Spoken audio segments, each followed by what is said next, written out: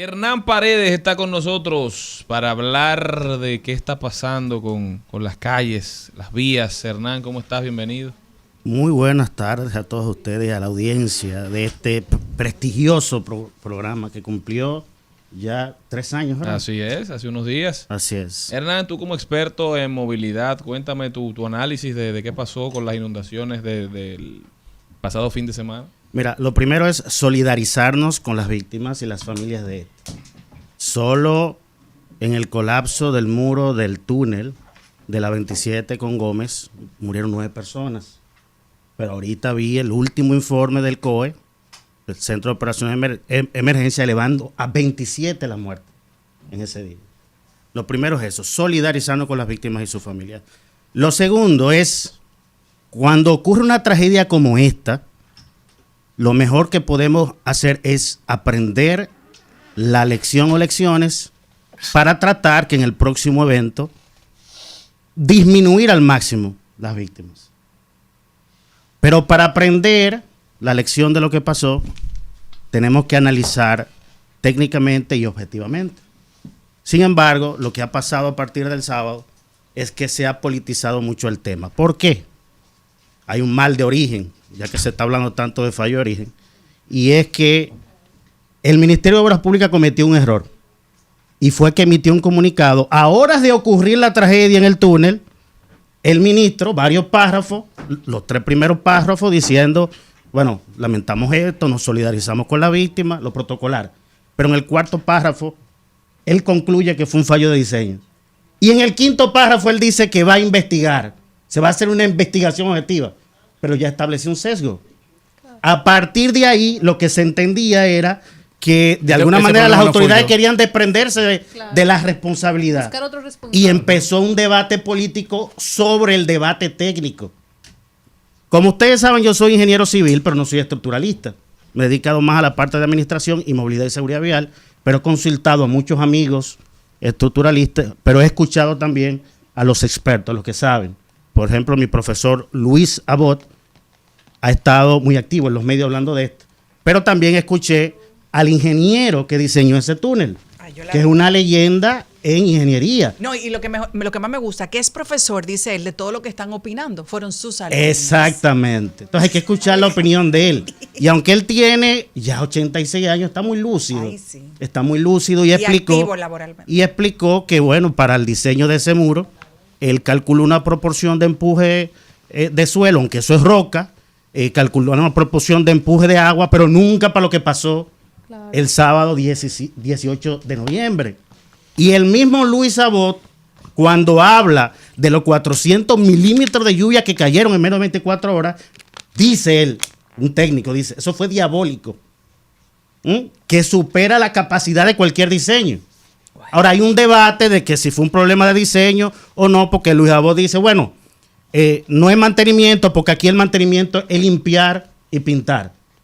Pero deberíamos preguntando, ¿ese es el mantenimiento correcto? ¿Este tipo de estructura? No lo es. Pero yo tengo una casita y tengo que darle otro tipo de mantenimiento. No lo es. Es que la fatiga en estructura como este va mostrando evidencia, fisuras, deformaciones. De hecho, en marzo pasado, ciudadanos le mostraban en otro muro que está al frente de ese, me parece, deformaciones al Ministerio de Obras Públicas.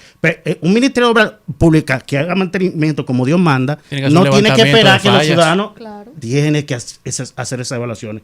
Y cualquier ingeniero, profesor de mantenimiento de carreras y de carreteras y túneles, te va a decir que el mantenimiento técnico es parte del mantenimiento integral. Claro, porque te puedo diseñar la estructura de todo claro, pero no cómo tú lo vas a mantener. Claro, y mira, yo recuerdo cuando derrumbaron las Torres Gemelas, había un debate de por qué se cayeron.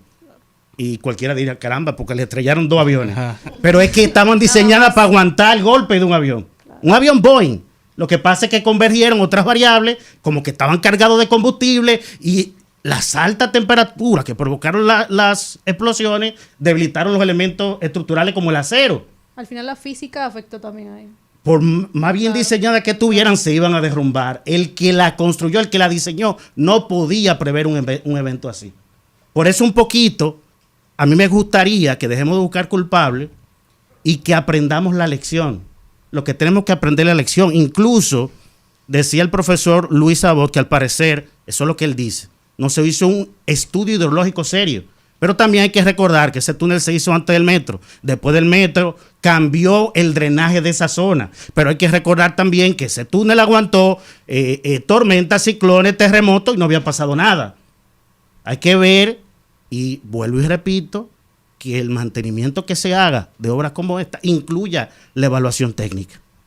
Y quiero meter en este tema también el Instituto Nacional de Tránsito y Transporte Terrestre, que en su reglamento orgánico, si ustedes lo buscan, ustedes van a ver que tiene una dirección de tránsito y vialidad que dice que esa dirección tiene que coordinarse con el Ministerio de Obras Públicas para evaluar que este tipo de obras viales se supone que ellos tienen que supervisar seguras. El levantamiento. Claro, en España, por ejemplo, la Dirección General de Tráfico, que es el equivalente al Intran allá, evalúa este tipo de estructura, su seguridad, evidenciando los signos de fatiga de los elementos para poder actuar antes.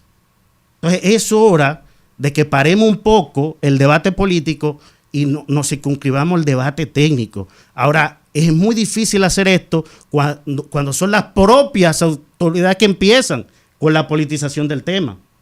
Y las autoridades son las que tienen el monopolio de la información, de la gestión de las estructuras. Es decir, que si hacen un trabajo serio, transparente, imparcial, no hay por qué temer.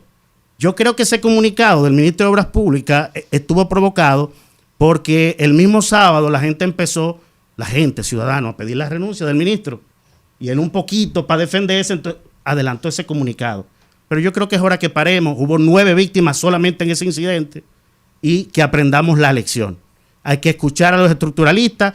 Escuché que el Ministerio de Obras Públicas va a hacer una licitación, ojalá que sea transparente, para contratar expertos internacionales o una empresa que pueda evaluar el resto de túneles y elevados. Pero yo quisiera también preguntarle a Deligna Ascensión, ministro de Obras Públicas, qué pasó con una unidad técnica que se había creado en ese ministerio antes de usted llegar ahí, con técnicos de élite que precisamente se dedicaban única y exclusivamente a evaluar científicamente los túneles y elevados de este país. ¿Qué pasó? ¿Fueron cancelados? Recuerden, a mí me tocó entrevistar al presidente del Colegio de Veterinarios cuando entró la peste porcina africana. Él murió recientemente, pero él decía que los técnicos en agricultura que sabían de eso fueron cancelados y sustituidos por carniceros. No lo digo yo, lo dijo él. Y que por eso se flexibilizaron los controles y entró esa vaina a este país. Entonces yo creo que si esa área, esa unidad técnica de evaluación de túneles y elevados fue desmantelada, hay que volver a armarla.